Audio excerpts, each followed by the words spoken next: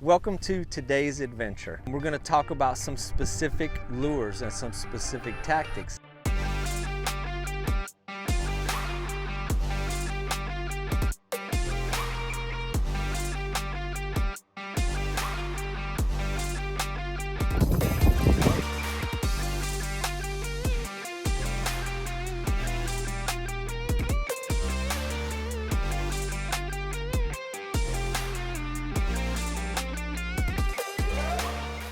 Here we are, the middle of December, full moon, overcast, windy, really interesting day. Not a real high tide, not real low, just kind of in between.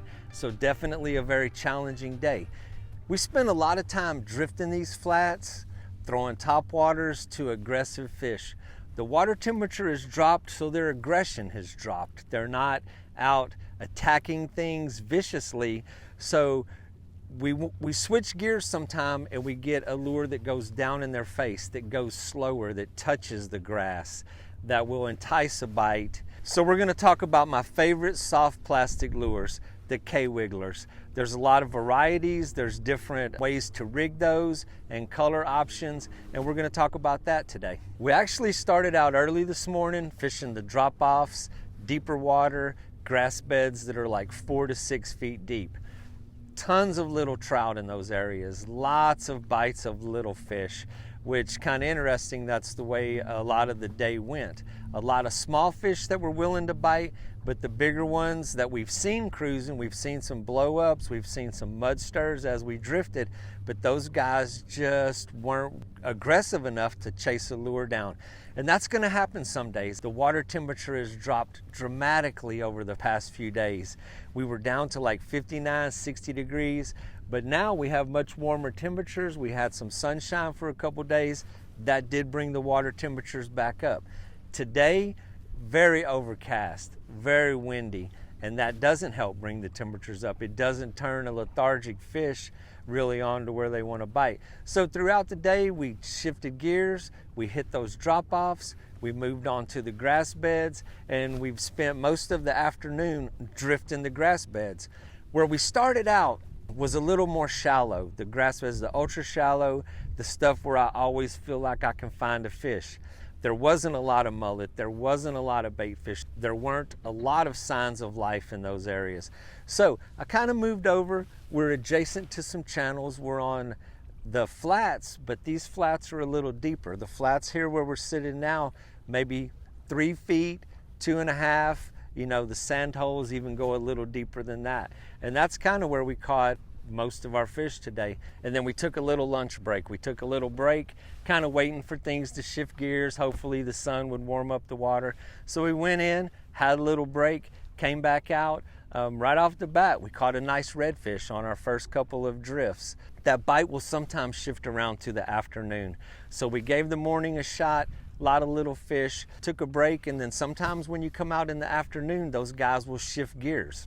They will turn on, you know, they'll have a period where they will get active. When the water's cooler at this time of year, you're not going to have a big window. I mean, you'll hit them to where they're in the mood, you'll get a couple bites, and then it's just like flipping a switch. They're gone. And so I'm going to spend a little time telling you guys about why we shifted gears and what we used to do that. There are a lot of theories in fishing. There's a lot of superstitions. Everybody has their own thoughts on why that does and doesn't work.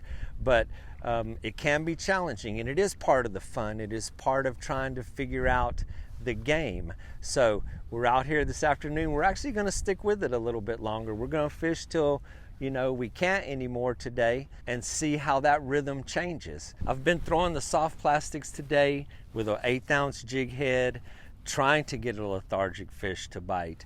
There's a lot of different ways to do that. With an exposed hook, you fish it a little faster above the grass. We rig them up weedless where you hide the hook and you can actually let that worm sit down on the grass. You can let it sink into the sand holes. You can fish it very, very slow, touching the bottom. And once I got into that rhythm, into that game, we actually started catching a few fish. Not a lot of big fish, but it still is a confidence builder when you're putting some fish in the boat. We did get one redfish throwing at the sand holes, had a few other strikes. We had a few bumps. where they hit it real hard, they just didn't catch the hook. And whenever those fish are lazy, when they're hitting slow, they'll grab the tail, they'll pick it up, they'll just lip it a little bit. They don't get it in deep. And if you don't wait or time it just right to set the hook, it is real easy to pull it out. So it's part of figuring that out. When they hit it on, if you want to jam them with the hook, or if you want to wait to set the hook, there's timing, and it's all part of figuring out the kind of reaction that you're getting from the fish and how you set the hook. Some days it's quick and easy. Some days they just come charging and they're going to take it away from you. Today has not been one of those days. Fish are really instinctually driven creatures. Their day is consumed by eating and not getting eaten. So there's not a lot of creativity in their world. So whenever they're in that mood where they're going to be lazy, there's not a lot of ways to get them to change their mind. They're not going to help you out. So it's a part of getting tuned into their world. It's a kind of figuring out that rhythm of the day, and it does change. None of this is etched in stone, but you can kind of know what to expect during the seasons. You can know what to expect week to week according to the moon and the tide. Hooked into one good redfish today. Really thought it was a speckled trout when he hit. Came up on top, was jumping and splashing out there at the end of the cast, but as he was coming in, we got a good look at it. He kind of went down and then acted more like a redfish. Really feisty though for the cold water, put up a great fight, but you never know what you're gonna hook. You're out here in areas where you expect to see speckled trout, but there's no fences that keep them separated. So you can catch a red, you can catch a trout on any cast. And that's another interesting thing about this time of year. During the summer months, speckled trout live where they're gonna live, which is typically deeper water, drop-offs, and they really don't venture onto the ultra shallow flats that much. Redfish really do live in water that's very shallow. Doesn't matter the temperature, they just really like the shallow water. But once we get into December and January and the colder months, you got a 50-50 chance on any cast because they really do intermingle at that time of year. And the one redfish that was feisty enough to get the hook, we ended up landing this fish, took a couple nice pictures, released him back to fight another day, and continue on that drift to continue searching. So we've talked a little bit about shifting gears and going with subsurface lures. The KWigglers, absolutely my favorite. They have a lot of varieties. They have a lot of options to suit all those needs. I'm gonna take a little time and I'm gonna show you the options here and why we use what we use. I have a very extensive collection of soft plastic lures, and the reason that I have so many varieties is because there are a lot of different scenarios that you want to use these. During the summertime, we're fishing the depths, we're fishing deeper water, and in that situation we go with a jig head, something that's heavy. And when you're in deeper, cleaner water, there's no snags, there's nothing to get hung up on. In those situations when the hook can be exposed, it's really clean water, and when the hook is exposed, you're more likely to get a good hook set. When a fish hits it, because the hook is exposed, it's going to catch a lip. It's going to catch something, and it's going to more likely attach to that fish. When we're fishing in the grass and we're fishing the sand holes, when I'm rigged up weedless, that will sometimes it cost you a hook set. They will grab it, but because the plastic is hiding the hook, it doesn't always make a positive set. It's just part of the game. But if you don't get it to them, if you don't get it in the fish's face, you're not going to catch them anyway. So it's just a different way of rigging those up. So what I like to do, one of my favorites with an exposed hook, is the ball tail shad. Soft plastic, and what you do is you take the it's an 1/8 ounce jig head, and some people will go with a 1/4, some people they'll go with a little heavier. I like an 1/8 ounce head. It gives it a really natural look in the water. It lets it swim around, it will bob, and it doesn't follow the weight of the head. It has a little more natural swimming activity. So Really clean water open, it's easy to fish with the hook exposed. And when it comes to colors, a very interesting subject that is always discussed amongst my friends, amongst conversation on the internet. And there's times you can ask 10 people and you can get 10 different opinions.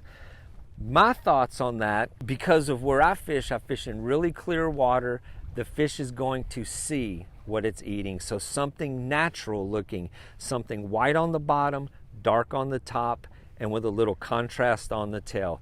Every fish that swims in the water is dark on the top, they have a white belly. So when they're underneath looking up at this worm, they see the white bottom, which looks very natural to them.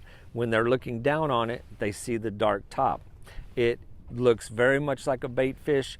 The chartreuse tail gives it some contrast in the water. They're gonna see that. Gives them something to key on. The Mansfield margarita, KWigglers, has victimized more fish on this boat than any one of these. But we do mix it up a little bit. Another one of my personal favorites is the flamingo. That is what I have been throwing today. I actually have one right here hooked up in the weedless version, in the weedless variety. And so the way you hide the hook, it's a much wider gap.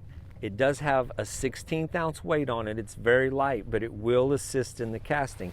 So the way that works is it has a little spring type of screw on the top, which anchors the top of the worm to the hook. So you just press it in, you give it some twists, and what that does is it anchors your worm to the hook. And then as you come back, you lay that hook along the worm, kind of visualize where it's going to pass through, stretch it back, stab it in, and then the hook is hidden. The point is hidden, which is going to allow this to sink into the grass. It's going to let it swim through the grass. You can throw it out there. You can let it sit on the bottom, and you can pick it up, and you can be very patient with this.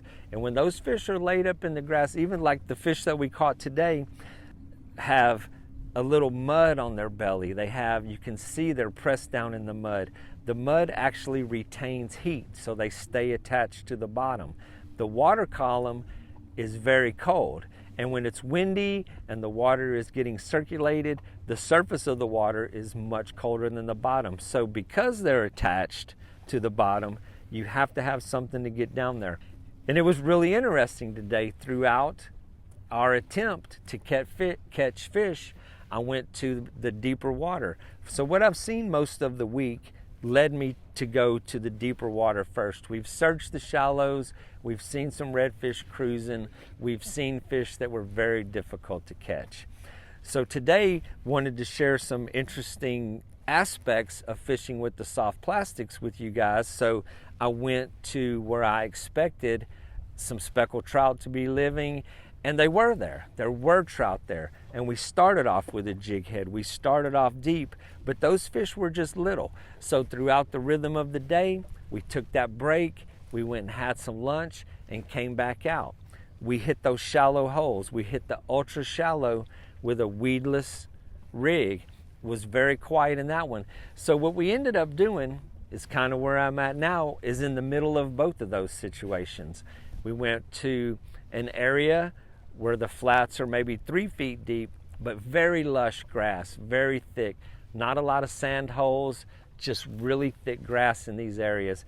And then I started throwing the flamingo, rigged up weedless, being very patient, and got some nice fish. I mean, we got some hookups. Nothing real big, but I kind of felt like that was a step in the right direction. At least we were getting bites. We had stuff that we're hitting. And you know those big fish are down there, but their mood can change. 30 minutes from now, we may start getting those big fish. And now, a couple of varieties when it comes to the soft plastic. The ball-tail shad doesn't put a lot of vibration in the water. It is great in clear water where things are being seen. Have a lot of friends up and down the coast that fish in much different conditions. Characteristics of a fish that allows them to feed in total darkness. They can feed in pitch black night. They have a lateral line. They have a line that extends from the top of their head down the length of their body right to the tip of their tail. And on every scale along that line, they have a little series of these tiny little hairs that pick out of it, where they can feel vibrations, they can sense these things. So it is a highly tuned adaptation that basically equals a very hypersensitive ear. They can not only hear things, but they can feel things. They feel very subtle vibrations. And in that situation, a paddle-tail worm is a great option. A lot of my friends that fish up in the Galveston and Matagorda area in very muddy water, they throw the paddle tails. And so because it has this paddle, as it swims through the water, it just pulsates, it vibrates. Even on a steady retrieve, when you're reeling your rod, you can actually feel the thumping of the tail through the rod tip. So it pumps a lot of vibration in the water. It entices a sense in the fish that makes them think that it is a wounded bait fish. It is something that is trying to escape them, or it is kicking that tail into high gear and it is running away, and they will absolutely sense that tail. Where I'm at, where I fish, because it's crystal clear, when I throw the paddle tail, I really like the pearl white. It looks just like a fish that they're going to see every day. It appeals to what they expect, and it looks very natural, and then you mix in the vibration of that tail with it, and then it's just a great combination. And then that brings us to a third option, which is actually the KWiggler. It's the Wiggalo. It is a very exaggerated tail, and it has a nice little joint on it, a little hinge that lets this tail just go absolutely crazy. One of my favorites when rigged weedless. It's very similar to rigging up any other soft plastic weedless. It's got a nice little screw spring type attachment in the top of the hook. It's a little wire that looks shaped like a spring, but it screws in and it anchors the worm to the hook. And then this one, the Wiggalo, actually has a little slot built in, which allows you to hide it even better. So you lay it alongside of your soft plastic lure there. You visualize where it's going to pass through. Very important that it doesn't have a bend or it doesn't have an angle in it, because you want it to swim nice and true through the water. So you just visualize where that's going to go, bend it back, insert it through the plastic. And what is cool about the Wiggalo is when you tuck it in there, the point is completely hidden. But with the wide gap hook, when the fish grabs this, it's going to press down, expose the hook. It gets a very good hook set. But the exaggerated tail is what makes the difference on this one. Very limber, puts a lot of wobble in the water, a lot of vibration. It's just another tool, another effective way to probe the flats. If one's not working, you pick it up, you shift gears. I like to have 2 or 3 rods rigged with all those options, have a variety of things to throw at them, and it's all part of the game of trying to figure out the rhythm of the day. KWigglers have been on the market. They've been around since I was a kid. There has been an evolution in soft plastic lures along the way, but in a way they're also still very similar. A lot of the compounds that make them more flexible or more rigid, I always recommend picking up a few varieties. And if you want to go with the basic options without getting too crazy, start with something dark. A dark plum colored with a chartreuse tail, and then have some white ones, something really bright. And if you look at this box right here, I mean, I have a great variety. I have a great example of those. We have the flamingo, very bright. This is the jalapeno popper, kind of in between, but it does still have the chartreuse tail. A classic since the beginning of time is plum with a chartreuse tail. Has probably caught as many fish as any lure that's ever been out there on the market. But also, you always want to include just a straight white.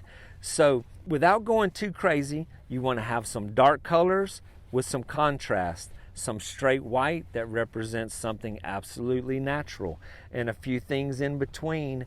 And that's usually a great start. If you've been doing this for years and you have a lot of experience, you know, sometimes you want to mix up other colors. Sometimes you want to try a variety and see if there's something that you've been missing.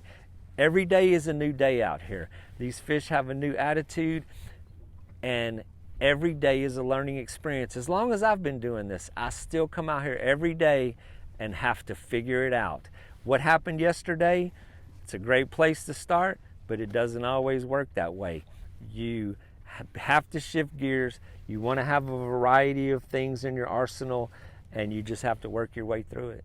And we always like to support our local small businesses here. KWigglers, a Texas-owned company, have been in business since the beginning of time, since I was a kid, and they still make them right here in Texas. I've been on the KWigglers team for many years now. Huge thanks to those guys. Always a pleasure working with them. Love to compare notes with my other teammates that fish down south. We have teammates up north. Always interesting to share thoughts, fishing stories, and it's just a great community. They share an amazing enthusiasm for the sport that we love out here. And because those guys have that enthusiasm, it's constantly innovated in their products. Another product that I have here that is actually, these are still being hand poured prototype. They never quit thinking, they never quit innovating. And this is a scaled down version with a few modifications of the ball tail shad. It has the hinged tail, very nice small profile, and we're going to get a chance to throw those this evening. We're going to try a few new prototypes. Great big shout out to my guys at KWigglers. Really appreciate y'all stopping in today. Hopefully this was helpful. There's a huge world of soft plastics and varieties. If you have comments, if you have something that you really like that you'd like to share with us, drop it in the comments. If you have questions about what I do, if there's something I missed, if there's a question that you would like asked, drop a comment. Always appreciate the feedback. Appreciate the guys at KWigglers. We're going to go back to fishing a little bit. If you enjoyed the show, hit that thumbs up button, subscribe. This is just one more in a long series that we're producing. We're going to cover all aspects. Really thank you for watching, and we look forward to seeing you on the next episode.